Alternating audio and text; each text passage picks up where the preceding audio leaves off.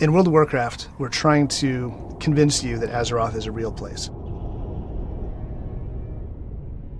Good sound design at WoW, we want things to feel organic, we want things to feel believable. We have to kind of fill in all those blanks because by default, everything's just completely silent. Ambience is always one of the coolest things for us to work on. The zones in The World Within, the sound team really knocked it out of the park. They're lush, they're vibrant, they pull you in and they kind of reinforce what these places are all about, whether they're friendly or hostile, familiar or unfamiliar. Early on, we want to understand what the intent behind what designers and artists are doing. We want to understand why they made those things so that we can match with sound. So we pick up where they leave off and we fill in the blanks, we fill in any of the sounds that are missing, we define what that zone sounds like or what that creature sounds like, and if there's emotional intent or if there's gameplay mechanics, we want to make sure that sound is right there reinforcing all those things.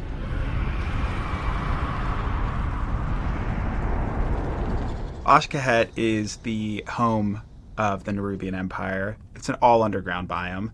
I think an important thing to delineate is that while the Nerubians are scary humanoid spiders, they have culture, they have commerce, they are just a fully functioning society. So the overworld, it's bustling. And then the underground portions are corrupted by black blood. So there's kind of two very distinct vibes.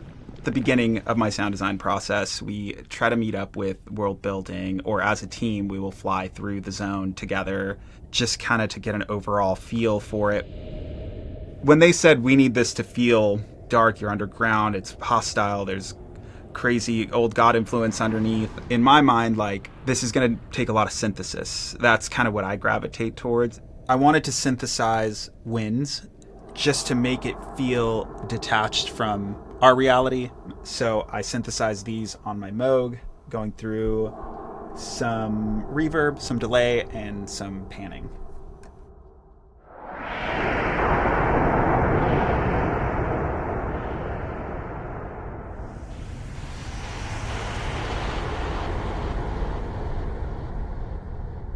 So to contrast that, I really wanted something organic to be the bed. I got our producer Brecken, we got some mics in the Foley room, and we just started hitting anything we could, bowing anything we could, and then we ended up finding these massive springs.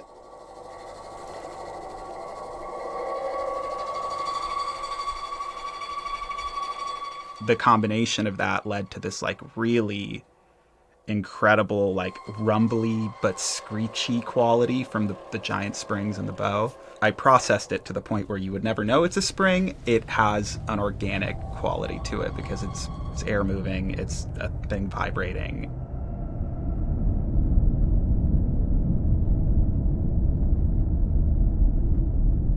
So I thought that served as a really proper, this is the base ambience of the zone.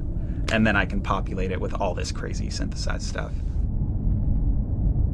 The trope of a scary thing is the knife sound we all know, the really pitched, high frequency. That's the jump scare, is the big top end.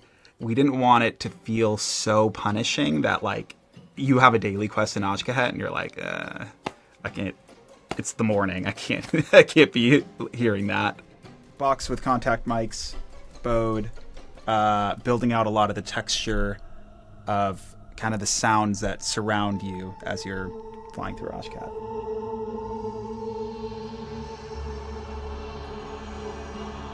I always go in with some intention of I want this sort of texture, or I want this sort of frequency range, and then you just reach for what's around you. It's going in with intention and letting the creativity just take over.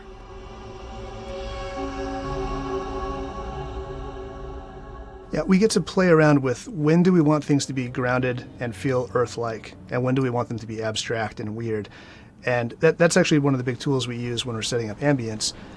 Do we want this to feel familiar and safe? Then we're going to lean on using sounds from Earth, right? So we use birds that are recognizable birds, wind sounds, things that you already know are real. That helps communicate familiarity, and familiarity matches safety. As we progress into the depths in the World Within zones, things get more hostile, things get more unfamiliar. And so we lean away from using literal earth sounds, and we lean in on more maybe synthesized things, or taking real sounds but manipulating them enough that you don't quite know what you're hearing.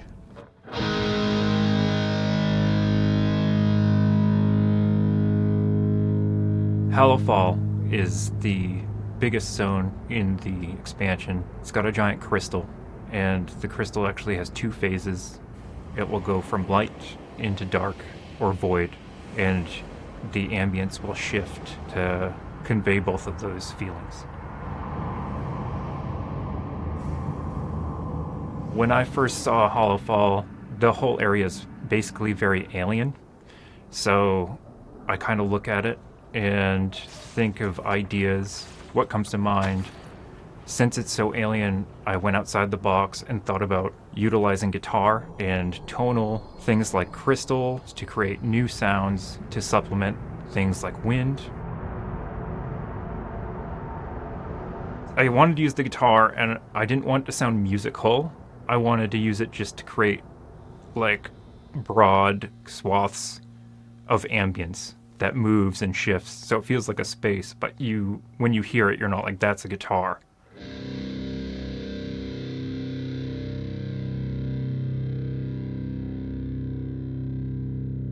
And I just go from there, create a bunch of source, and then take that source and process it through usually a lot of granular synthesis, different plugins.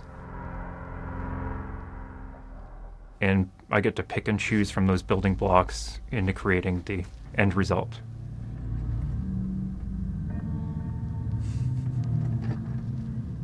And then filtered it.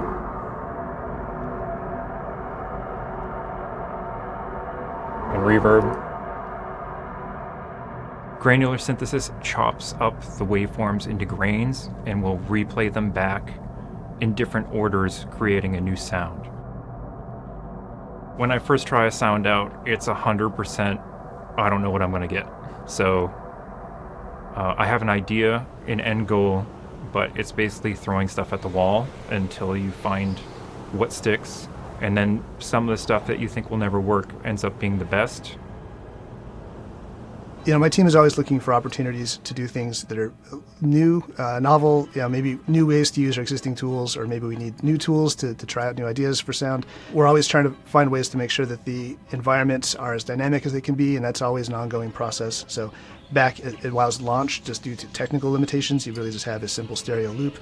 Today we have dozens of sound emitters all around you. There's positional stuff happening everywhere you are that I think helps reinforce how real and grounded all of these sounds are. They're not just a file that's playing, it's a soundscape that you're a part of.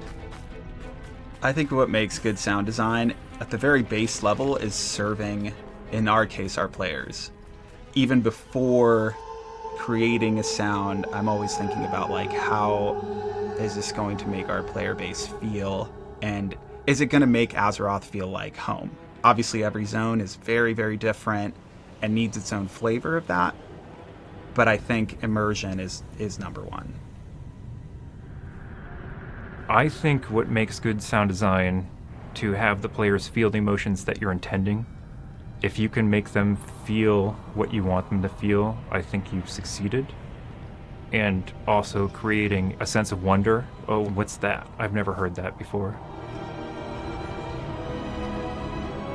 I think the sound team did a really solid job on ambience across the board for the War Within. I think each zone has really unique vibes, and I think if you just spend some time just listening to the sounds that are in each of these places, I think you can really tell the progression from relative safety up above down into some pretty scary stuff down in the depths. I'm really proud of what the sound team came up with there. I think it's worth listening to if you haven't.